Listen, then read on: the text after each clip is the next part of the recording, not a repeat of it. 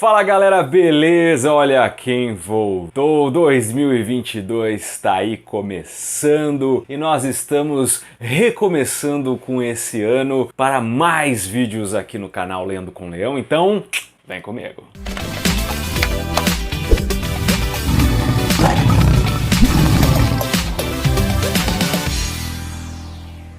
Antes de tudo, você precisa curtir o vídeo, se inscrever no canal, ativar o sininho para receber notificações e ajudar a gente a crescer, beleza? Agora sim, primeiro vídeo de 2022, muita coisa precisa ser dita. Primeiramente, desculpe, né? Passei aí alguns meses sem publicar nenhum vídeo, basicamente ali de setembro pra cá não publiquei mais nada, mas é que na verdade eu tive um bloqueio criativo, né? Eu não consegui mais ter criatividade para escrever novos vídeos, roteirizar e gravar aqui. Me faltou essa criatividade, mas não faltou, claro, espaço para leituras, porque embora eu não estivesse aqui gravando e compartilhando esse conteúdo com vocês, eu estava lendo e eu li muito no ano que se passou. Em 2021 eu bati meu recorde, eu li 36 livros. Nunca antes na história desse país eu tinha lido tanto na minha vida, 36 livros, o equivalente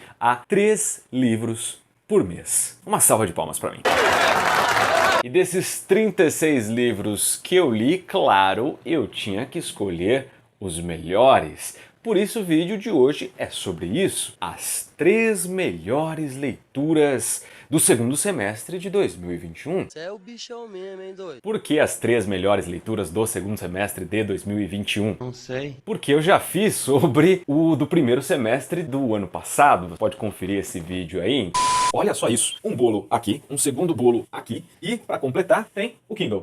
Então ficou faltando a metade do ano, a outra metade, os livros que eu li na outra metade, quais deles eu gostei mais. Então vamos lá. Esses livros estão bem aqui em minhas mãos. Vamos lá, vamos apresentar esses livros. Tenho aqui Capitães da Areia, escrito por Jorge Amado. A História Não Contada de Dom Pedro II, escrita aí por Paulo Resutti, o historiador. Este clássico de Bram Stoker, Drácula. Quais desses aqui foram os melhores e por quê? Para começar, né, Drácula, terceiro colocado dessa lista, é uma história do fim do século retrasado, ou seja, do fim do século XIX, e que é a base para toda a literatura de vampiro que existe hoje em dia. E isso é muito legal. Então você lê na fonte. Cara, Drácula é tipo Sherlock Holmes, é tipo um personagem assim extremamente repetido e copiado ao longo da história da literatura, do cinema, enfim, de tudo quanto é coisa você pode imaginar, sempre que dão um jeito de enfiar o Drácula nessa história. E aqui está o original. Quem foi Vlad Draco, o conde lá da Transilvânia? E o mais legal de tudo, né? Essa história que foi escrita no final do século XIX, ela é feita através de cartas. Então são cartas e recortes de jornal que acabam montando, fazendo essa colcha de retalhos e criando esta obra. E aí, claro, para coroar tudo, essa edição maravilhosa da Dark Side, uma edição primorosa que eu já tive a oportunidade de falar dela aqui em outras vezes, outras oportunidades, né? De novo repetindo a mesma palavra, mas enfim, Drácula, cara, uma leitura que eu até achei que seria cansativa pelo fato de ser uma história batida, né, conhecida, pelo fato também de ser uma escrita do fim do século XIX, mas eu me enganei totalmente em relação a isso. É uma leitura que flui e flui muito, muito bem.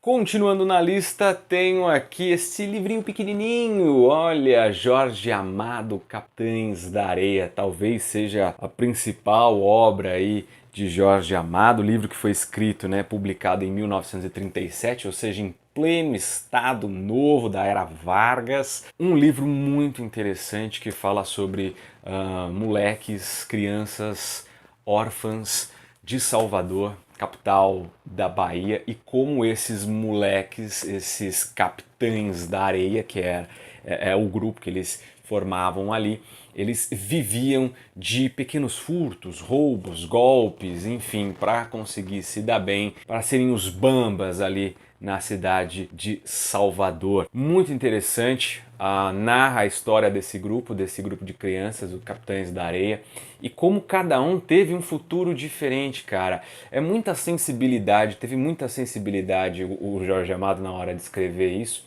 Inclusive, pelo que eu estava lendo, segundo aqui a Zélia Gattai escreveu aqui no pós-fácil desse livro, Zélia Gattai era a mulher do Jorge Amado, ele dormiu nos trapiches de Salvador para poder entender o que era aquele meio e como viviam aquelas pessoas, aquelas crianças abandonadas ali. Então é um livro que toca, que às vezes revolta, que você também dá risada, que você se emociona, né? Capitães da Areia, cara, escrito em 1937, uma obra maravilhosa de Jorge Amado.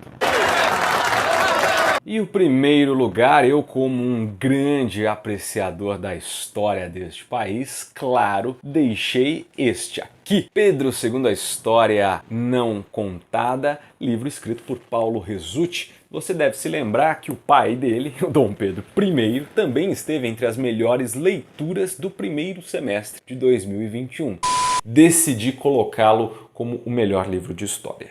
Então nada mais justo do que colocar o filho também no segundo, Pedro II, para o segundo semestre. Esse livro aqui, ele é realmente, olha, das biografias das mais completas que eu já li na minha vida. Com toda certeza eu vou explicar por quê. Ela conta realmente os detalhes da vida íntima de Dom Pedro II, porque, claro, ela se baseia, né, numa história que não tinha sido contada, ou seja, em fontes que até então não tinham sido publicadas, eu posso entender desse jeito, como diários pessoais aí do imperador. Então, além de um relato da corte e da situação que o Brasil vivia ali no século XIX, esse livro aqui, ele vai no íntimo, no interior do Palácio de São Cristóvão. Ele mostra de fato como era a vida privada e o que pensava Dom Pedro II a respeito de diversos assuntos. Ou seja, essa é uma biografia muito completa, cara. Dom Pedro II aqui foi totalmente desconstruído e exposto aos seus leitores. Quem era este homem? Será que ele era realmente um escravocrata? Será que ele queria a continuidade do império ou achava melhor a república? Enfim, todos esses grandes debates aí que acercam a família imperial, você vai saber lendo esse livro aqui, muito interessante, do Paulo Resutti. Devo alertar você que é um livro bem longo, tem umas 500 páginas, às vezes ele é um pouquinho arrastado, então você vai precisar aí de uma forcinha de vontade, mas para quem gosta de história, para quem tem curiosidade do Brasil Império, é sim uma excelente biografia. Beleza? Então é isso, meus amigos, espero que vocês tenham gostado do vídeo de hoje. Olha, você pode me seguir nas redes sociais, Pedro_Leão lá no Instagram. Tem também um bate-papo semanal sobre literatura com meu amigo Leandro Las Casas, lá no podcast Confraria Literária, disponível em todos os aplicativos de música, inclusive no Spotify, beleza? Então é isso, fui!